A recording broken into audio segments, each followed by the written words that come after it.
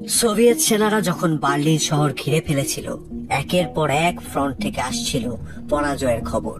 Hitler তখনই পতনের পদধ্বনি শুনতে পান। এরই মধ্যে তার মিত্র মুসোলিনিকে খোদ ইতালিতেই ফাঁসিতে ঝুলিয়ে হত্যার খবর আসে। মুসোলিনির এ পরিণতি আরো ভাবিয়ে তোলে হিটলারকে। মুসোলিনির মতো দুর্ভাগ্য বরণ করতে চাননি তিনি। হিটলার তখন বার্লিনে নিজের সদর দপ্তরের 25 ফুট নিচে বাংকারে দিন পার করছিলেন।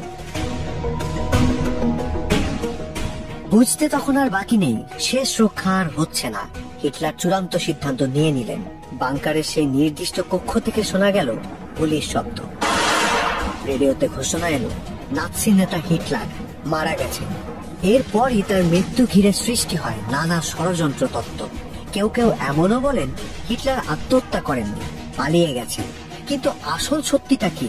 কিভাবে মারা গিয়েছিলেন হিটলার? তার মৃত্যুর 80 বছর পর সামনে এলো নতুন তথ্য। হিটলার বাংকারে আত্মহত্যা করেছিলেন 30 এপ্রিল 1945 সালে।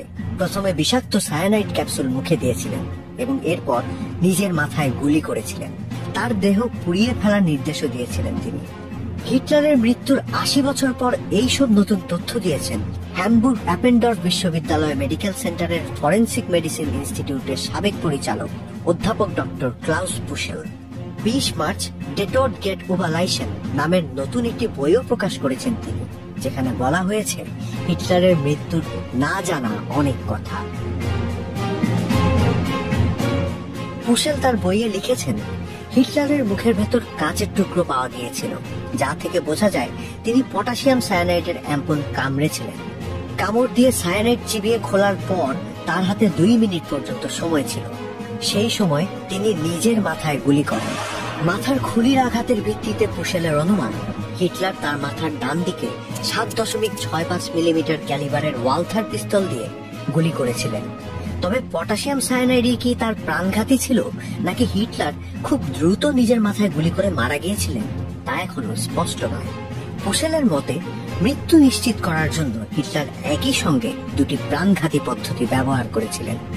সেই সাথে তার অনুসারীদের নির্দেশ দিয়েছিলেন তার মরদেহ যেন পুড়িয়ে ফেলা হয়। যদিও মরদেহ পুরোপুরি পুড়ে যাওয়ার আগে সোভিয়েত রেড আর্মি হিটলারের বাংকারে পৌঁছে যায়। দ্বিতীয় বিশ্বযুদ্ধের পর কয়েক দশক ধরে হিটলারের দেহাবশেষ সংরক্ষণ করেছিল সোভিয়েত গোয়েন্দা সংস্থা।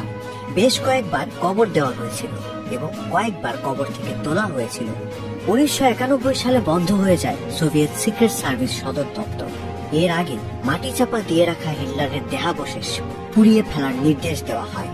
এলবে নদীতে ভাসিয়ে দেওয়া হয় হিটলারের দেহাবশেষের ছাই। শুধু তার খুলিটি নিয়ে যাওয়া হয় মস্কোতে।